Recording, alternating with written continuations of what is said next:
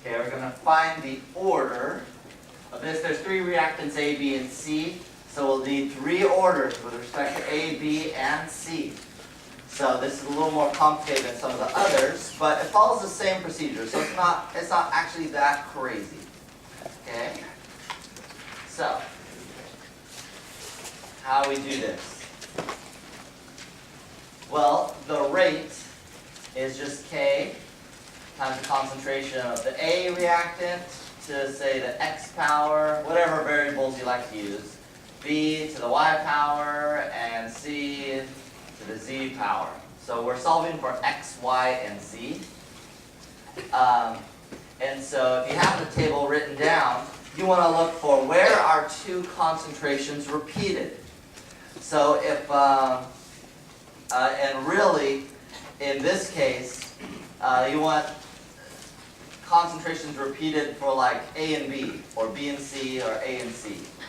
So for example, if you look on the table that you just wrote down, if we compare rate 2, experiment 1 and 2, I can isolate A. So if we compare, let me write that down, rate 2 over rate 1, the B and C concentrations do not change. So you'd be left with the concentration of the for rate 2, 2.50, over rate 1, 1.25, both to the X power. The Y and Z's both will cancel. And those rates are equal to 17.4 divided by 8.7. So you can get your calculator or take math. This is 2 to the X. This would just be 2. So X must equal 1.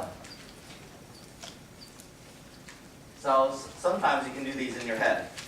And these numbers here, these 4 numbers I got straight from the table. These are the rates on the right, and these are the concentrations to the power. Okay? Now you look back at your table again, and you say, what other two can I compare to give me helpful information?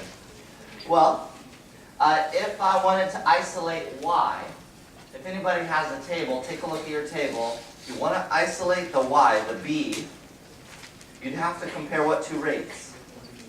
1 and 3.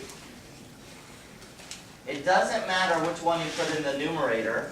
I prefer to put the one with the larger number in the numerator. So from the table, the concentrations are 3.02 and 1.25. And that's to the Y power, and the rates from the table are 50.8 and 8.7. This one's a little harder one to put in your to do in your head. 2.4 to the Y power equals 5.8, or Y has to equal 2. People know how to solve that on their calculator? Or should I cover that? It involves logarithms. Raise your hand if you'd like me to cover it. Okay, I think that's more than like 5, so I will do it. Here's how I would do it. Let's say you have a number, we'll just do it in general, n to the y equals m, just in general. And you want to solve for y, let's say you know m and n. Well, what I would do is go log of both sides. You can bring the y out if you remember high school algebra.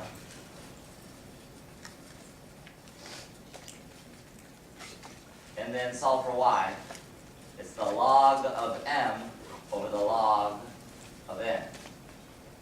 That's how you find y.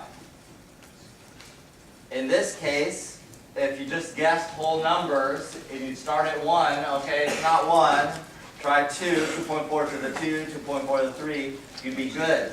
The problem is, what if y is not a whole number? And then it'd be harder to guess. But guessing is another way to do it. That would work too. Okay, so let's continue on. We still want to isolate z. Look back at the table. What two rates would you use to isolate z? 3 and 4. So rate 4 over rate 3. Again, whatever you put in the numerator is random. I prefer to put the one with the larger concentration in the numerator.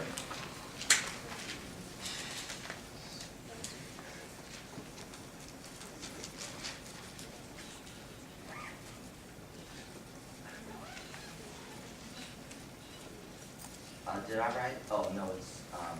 It's 50. 50.8. Okay, copied the wrong one. So, divide these two, that's going to be 3 to the z. You divide those two, that'll be 9. So this will be an easy one. Z is just 2. 3 squared is 9. So now you've got x, y, and z. 1, 2, and 2. So the order with respect to A is 1, with respect to B is 2, and with respect to C is 2. The overall order for the reaction would be 5 in this case. Notice that we didn't need experiment number 2. Doesn't matter. Sometimes there's extra experiments, like experiment 2, that's totally unnecessary. So that's totally fine. Okay. Any questions? And if there were 5 reactants, you just keep on repeating, same sort of method.